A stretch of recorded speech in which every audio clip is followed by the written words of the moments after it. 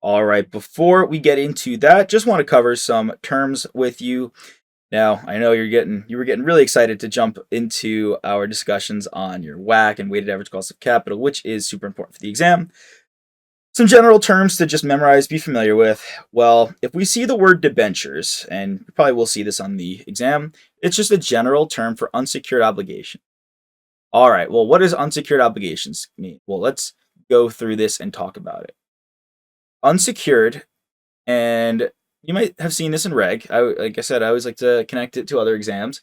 Right, if you've got a more legal connection, right, you're connecting your loan to your car, maybe. So, right, so if you don't pay back your loan, whoever you're borrowing money from can seize your car. That's called securing your debt. And obligations is the same thing as liability, which is the same thing as debt. So, for example, why is a mortgage relatively cheap compared to credit card interest? You get a mortgage to buy a house, let's say it's 5% interest on that mortgage. That's relatively cheap compared to what is commonly accepted as, 27% interest on your credit card. And the reason being, well, if you don't pay your credit card bill, the credit card company doesn't have any assets of yours to seize. However, if you don't pay your mortgage, the bank can come in and take your house. Because it's secured by an asset, right? You secure your debt with assets, it's a much cheaper interest rate. Now, we can get into student loans and all that. Can they just take your degree away? Not really, no. But we won't talk about that. It's always a comical point to bring up. All right, so that is securing. It's good to know. You definitely need to know just this general concept here. Now, subordinated debentures. These are unsecured obligations, which just debt that is not tied to an asset, with higher interest rates that rank behind senior creditors. So all this is just debt that is less preferable. We're going to talk about junk bonds, right? We've got different companies have different rating structures, and they get, not to get too much into the 2008 financial crisis. I may have mentioned it in other lessons here. I am quite a fan of studying that, right? But we have different levels of security on our debt. So, for example, I believe it's Johnson and Johnson and Microsoft. There's a few companies that have a AAA rating, meaning they are the viewed upon the most secure companies to pay back their debt out of any company. Not even the United States of America has a AAA rating, I believe, as of recording this video. That's the last I knew from my research, but hey, things change.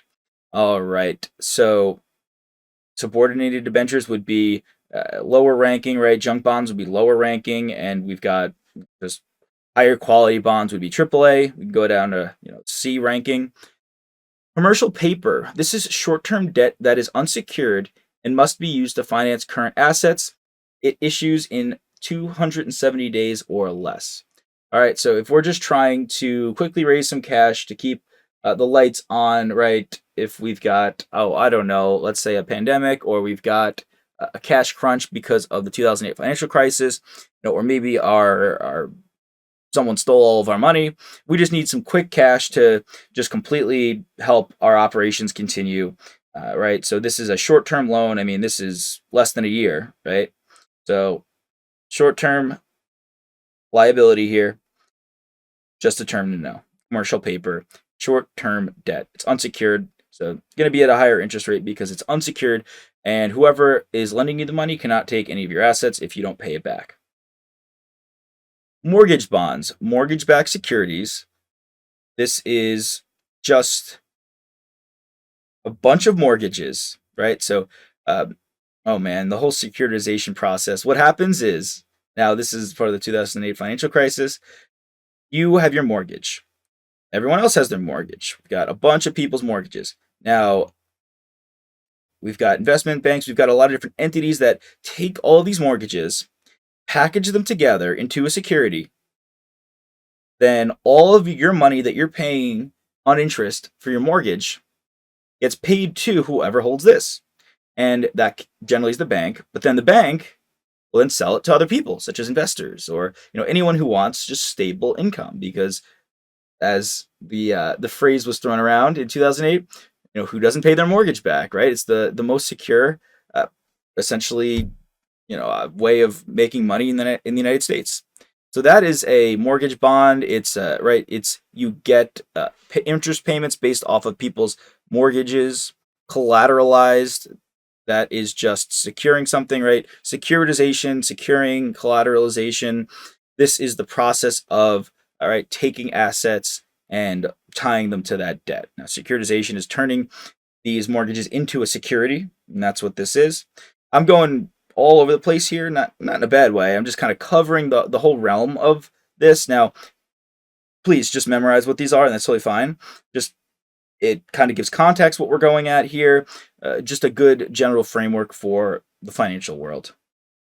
Junk bonds, right? We've got garbage ratings, C ratings, right? But and why do they have high returns? Well, because they don't have a good rating, so these companies have to pay more in interest, right? So if you're a garbage company, ABC company, and you have an awful track record with paying back your debt, okay, well, you're gonna have to pay more in interest, right? Kind of think of like your credit score.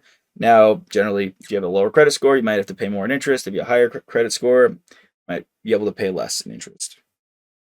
Lastly, income bonds. These are bonds that pay interest only when target income levels are reached. Not really going to get into that. Just kind of memorize that. But yeah, like I said, just memorize all these terms. Kind of gave you a nice little overview into the financial world. If you're interested, I mean, it's helpful for the exam. I could talk about it, but I wouldn't waste your time here. That's just like a nice overview of where we fit into debt investing. Hey there! Are you ready to not only pass your CPA exams, but truly understand and enjoy the material while studying? I know it seems impossible, right? Especially to enjoy the material? We'll do it together. Tap into the power of CPA.examprep.ai, where we've got personalized quizzes, multiple choice questions, memorization guides, flashcards, simulations, all tailored to your learning. Our adaptive study planning puts you on the fastest path to success and lifts you back up if you fall behind. Avoid wasting your precious time and money attempting an exam with a low chance of passing, because who wants that? We want to get you through this process as quick as possible. Our exam readiness prediction lets you walk in with confidence, knowing that you're prepared for success on exam day. Thankfully, there's no payment method needed to get started, so why don't you come join us? Visit cpa.examprep.ai and let's achieve your exam success together.